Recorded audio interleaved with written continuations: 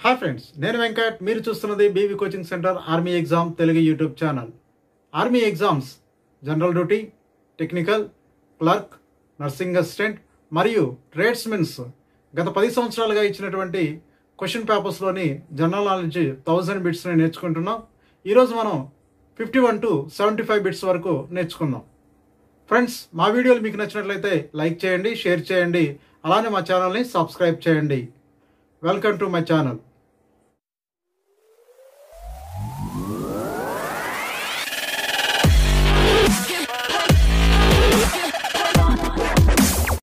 Friends, గత వీడియోస్లో మనం 1 to 50 వరకు జనరల్ నాలెడ్జ్కి సంబంధించిన ప్రీవియస్ క్వశ్చన్ పేపర్స్లో ఉన్న బిట్స్ నేర్చుకున్నాం. ఈ వీడియోలో 56 to 75 వరకు నేర్చుకుందాం. Question number 51. The head quarter of the United Nations organisation is. United Nations organisation ఐక్యరాజ్య సమితి యొక్క ప్రధాన కార్యాలయం ఎక్కడ ఉంది? London, Washington, New York, Chicago. United Nation organisation ఐక్యరాజ్య సమితి 24th October 1945లో స్థాపించబడింది. దీని యొక్క ప్రధాన కార్యాలయం న్యూయార్క్లో ఉంది. Correct answer option C, New York.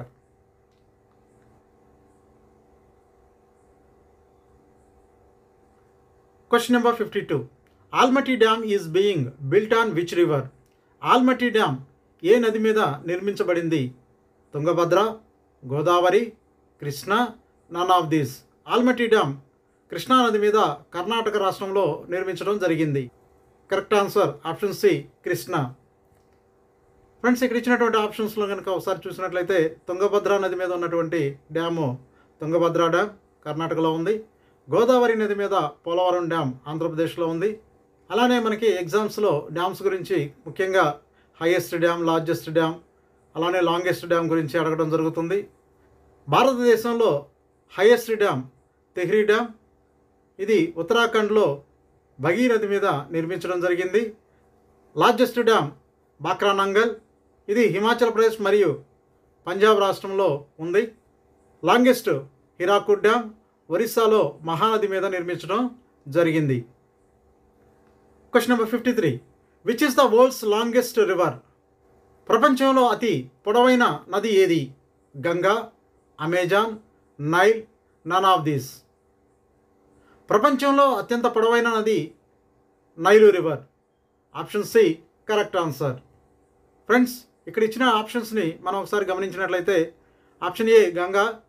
Ganga నది అనేది భారతదేశంలో అత్యంత పొడవైన నది. అలానే అమెజాన్ అనేది largest river in the world. Nile longest river. అలానే బ్రహ్మపుత్ర నది largest river in India. Question number 54. Which is known as the country of white elephants? ఏ దేశాన్ని కంట్రీ ఆఫ్ వైట్ ఎలిఫెంట్స్ అని పిలుస్తారు? Thailand, Japan, Indonesia, Australia. థాయిలాండ్ని land of white elephants అని పిలుస్తారు. Option A correct answer. Friends, elephant అనేది Thailand యొక్క జాతీయ చిహ్నంగా ఉంది. థాయిలాండ్ని ల్యాండ్ ఆఫ్ వైట్ ఎలిఫెంట్స్ అని పిలుస్తారు. అలానే ఇక్కడ ఇచ్చినటువంటి ఆప్షన్స్లో Japan land of morning sun అని పిలుస్తారు. అలానే ఆస్ట్రేలియాని ల్యాండ్ ఆఫ్ కాంగరూస్ అని పిలుస్తారు. Question number 55. Ramcharitmanas was written by. రామచరితమానస్ని రచించింది ఎవరు? తులసీదాస్, వాల్మీకి, కాళిదాస్, వాత్సాయన్.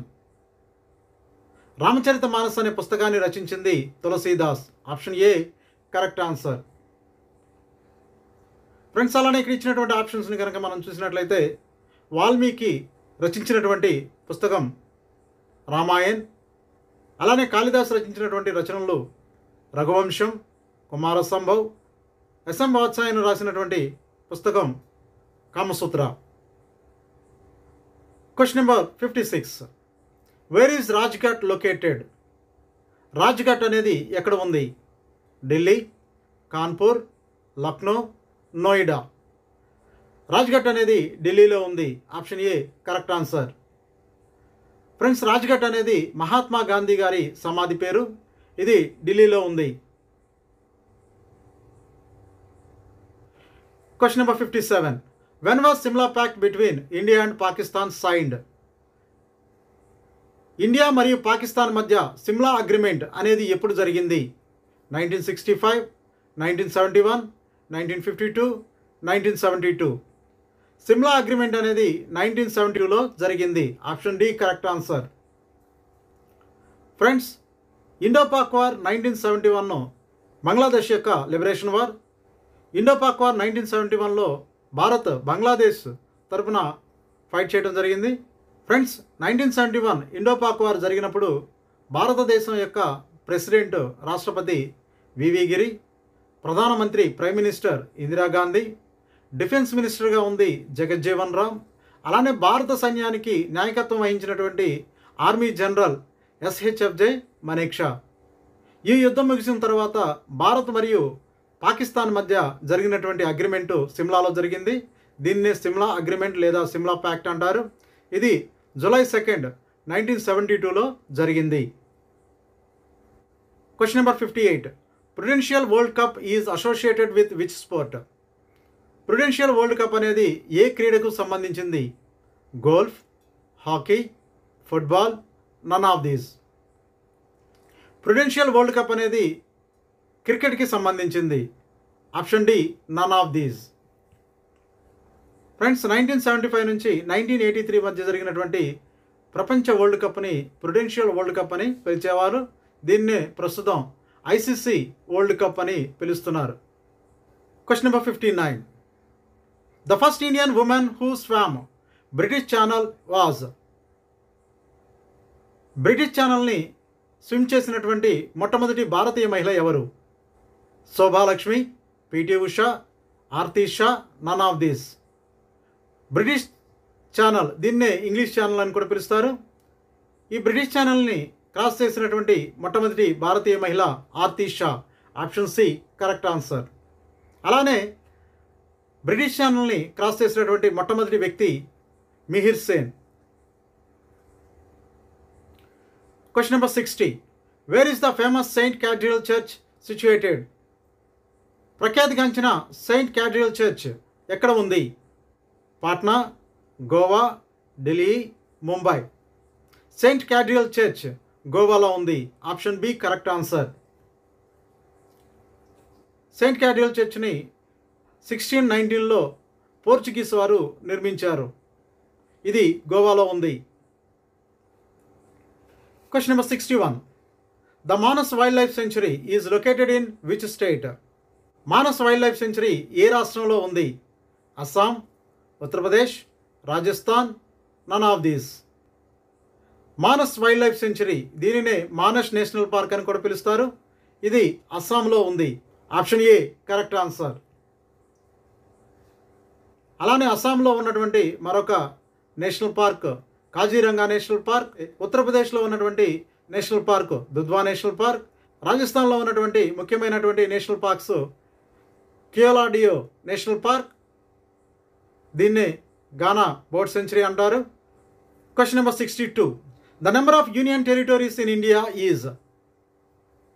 భారతదేశంలో ఎన్ని కేంద్ర పాలిత ప్రాంతాలు ఉన్నాయి? 8, 7, 9, 5.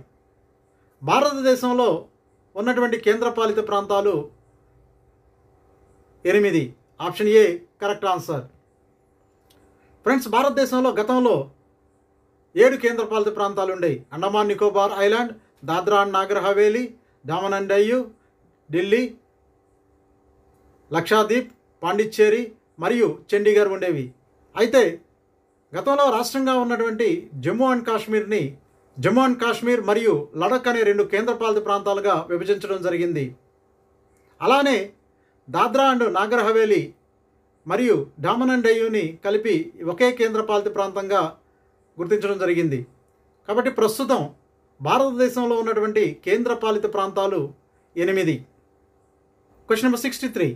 Country that is called as land of rising sun. Land of rising sun అని ఏ దేశాన్ని పిలుస్తారు? Russia, Japan, Korea, Holland.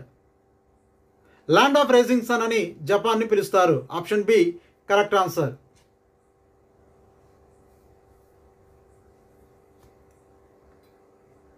Question number 64.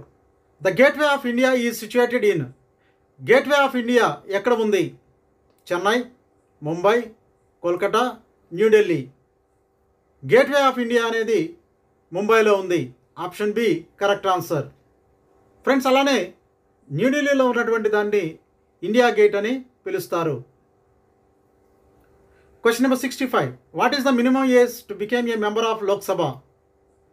లోక్సభకి ఎన్నిక కాబడాలి అంటే కనీస వయసు ఎంత?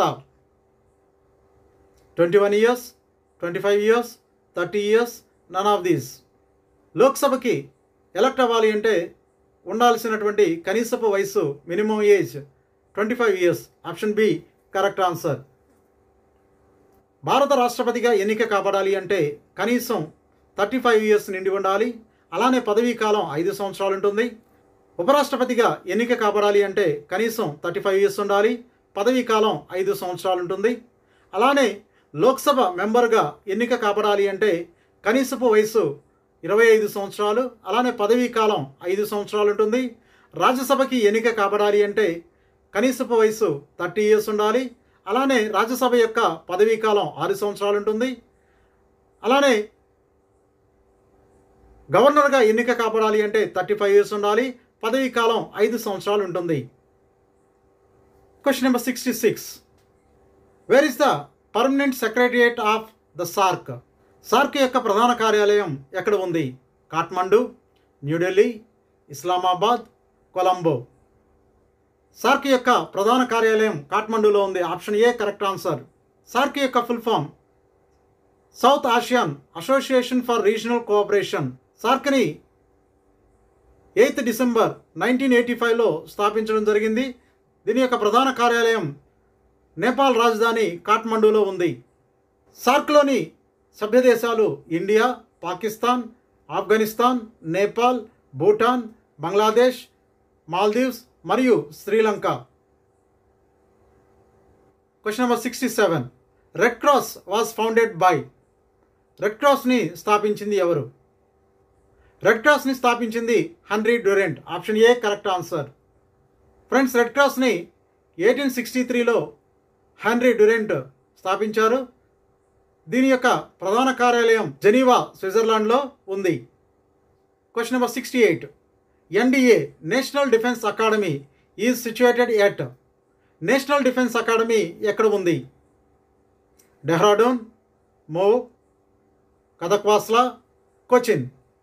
నేషనల్ డిఫెన్స్ అకాడమీ ఎన్డీఏ అనేది కథక్వాస్లా, మహారాష్ట్రలో ఉంది. Option C correct answer. Friends, కథక్వాస్లాలో ఎన్డీఏని 7 డిసెంబర్ 1954లో స్థాపించడం జరిగింది. ఫ్రెండ్స్, ఇక్కడ ఇచ్చినటువంటి ఆప్షన్స్ని కనుక మనం చూసినట్లయితే డెహ్రాడూన్, ఉత్తరాఖండ్లో ఇండియన్ మిలిటరీ అకాడమీ ఐఎంఏ అనేది ఉంది. మో ఇది మధ్యప్రదేశ్లో ఉంది. ఇక్కడ ఆర్మీ వార్ కాలేజ్ అనేది ఉంది. Question number 69.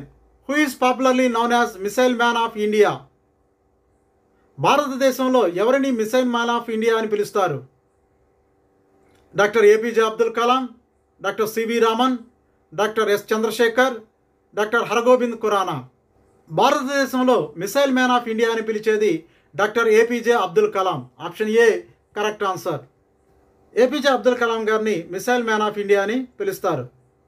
ఫ్రెండ్స్, ఇక్కడ ఇచ్చినటువంటి ఆప్షన్లు కనుక చూసినట్లయితే సివి రామన్ 1930లో ఫిజిక్స్ రంగంలో నోబెల్ ప్రైజ్ గెలుపొందడం జరిగింది. అలానే ఎస్ చంద్రశేఖర్ 1983లో ఫిజిక్స్లో నోబెల్ ప్రైజ్ని గెలుపొందారు. అలానే హరగోబింద ఖురానా 1968లో మెడిసిన్లో ఆర్టిఫిషియల్ డిఎన్ఏని కనుగొన్నందుకు నోబెల్ ప్రైజ్ గెలుపొందడం జరిగింది. Question number 70. What is the capital of Himachal Pradesh? Himachal Pradesh యొక్క రాజధాని ఏది? డెహ్రాడూన్, సిమ్లా, మండి, హమీర్పూర్. హిమాచల్ ప్రదేశ్ యొక్క రాజధాని Shimla. Option B correct answer. అలానే ఇక్కడ ఇచ్చినటువంటి ఆప్షన్స్ని చూసినట్లయితే డెహ్రాడూన్ ఇచ్చారు. డెహ్రాడూన్ అనేది ఉత్తరాఖండ్ యొక్క capital. Question number 71. The famous battle of Plassey was fight on the bank of which river? ప్రఖ్యాతిగాంచిన ప్లాసీ యుద్ధం ఏ నది ఒడ్డున జరిగింది? గంగా, సట్లెజ్, భగీరథి, హుగ్లీ, యమున. ప్లాసీ వార్ అనేది హుగ్లీ నది ఒడ్డున జరిగింది. Option C correct answer. Friends, Plassey యుద్ధం 1757లో బ్రిటిష్ ఈస్ట్ ఇండియన్ కంపెనీ మరియు ఫ్రెంచ్ అలయన్స్ మధ్య జరిగింది. బ్రిటిష్ ఈస్ట్ ఇండియన్ కంపెనీకి సారథ్యం వహించింది రాబర్ట్ క్లైవ్. అలానే ఫ్రెంచ్ అలయన్స్కి సారథ్యం వహించింది Siraj ud Daula, last nawab of Bengal. Question number 72. Who wrote Mahabharat granth? Mahabharata గ్రంథాన్ని రచించింది ఎవరు? వేదవ్యాస్, పతాంజలి, తులసీదాస్, కాళిదాస్. మహాభారతాన్ని రచించింది Vedvyas. Option A correct answer. Friends, ఇక్కడ ఇచ్చినటువంటి ఆప్షన్స్ని మనం చూసినట్లయితే Patanjali father of modern yoga, అలానే తులసీదాస్ రచించినటువంటి గ్రంథాలు రామచరితమానస్, కాళిదాస్ రచించినటువంటి గ్రంథాలు Shakuntala, Kumara Sambhav. Question number 73. What is the currency of Iraq? Iraq యొక్క కరెన్సీ ఏది? Riyal, dinar, kyat, none of these. Iraq యొక్క currency dinar. Option B correct answer. Friends, ఆప్షన్స్ని చూసినట్లయితే రియాల్ అనేది ఇరాన్ యొక్క కరెన్సీ, అలానే కైట్ అనేది మయన్మార్ బర్మా యొక్క currency. Question number 74. Instrument use to measure the intensity of earth క్విక్స్?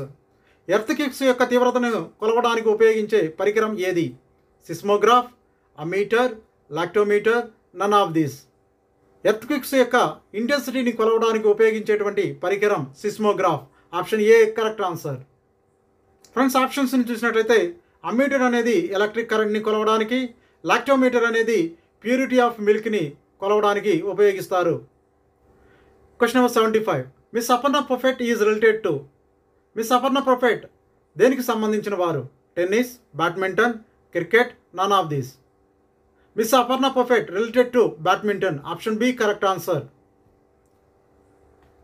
Friends, option మనం చూసినట్లయితే టెన్నిస్లో మనకి ఫేమస్ క్రీడాకారులు సానియా మిర్జా, మహేష్ భూపతి, లియాండర్ పేస్ని చెప్పుకోవచ్చు. అలానే బ్యాడ్మింటన్లో పివి సింధు, సైనా నెహ్వాల్, శ్రీకాంత్, కిదాంబరి. అలానే క్రికెట్లో మనం అనేక మంది క్రీడాకారులను చూడవచ్చు. వీరి గురించి కూడా మనకి ఎక్కువగా క్వశ్చన్లు అడుగుతూ ఉంటారు. ఫ్రెండ్స్, ఈ వీడియో మీకు నచ్చినట్లయితే లైక్ చేయండి, షేర్ చేయండి, అలానే మా ఛానల్ని సబ్స్క్రైబ్ చేయండి. Thank you watching for the video. జై హింద్.